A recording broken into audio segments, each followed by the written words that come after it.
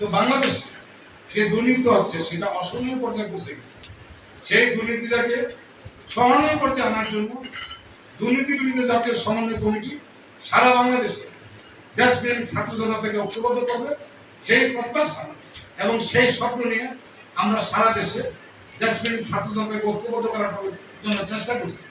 আশা করি আপনাদের দেশপ্রেমিক ছাত্র জনতা ঐক্যবদ্ধ প্রচেষ্টা বাংলাদেশ থেকে দুর্নীতি নির্মূল হবে একটা সহনীয় পর্যায়ে। সারা বাংলাদেশে দুর্নীতি নির্মূলে দেশপ্রেমিক ছাত্র জনতাকে ঐক্যবদ্ধ করবে। সারা বিশ্বে দুর্নীতি চলছে, কিন্তু বাংলাদেশের দুর্নীতির মাত্রা। দেশের জন্য প্রয়োজন একজন দেশপ্রেমিক ন্যায় বিচারক বা ন্যায়পরায়ণ শাসক দরকার, যার মধ্যে সুশক্তি আছে।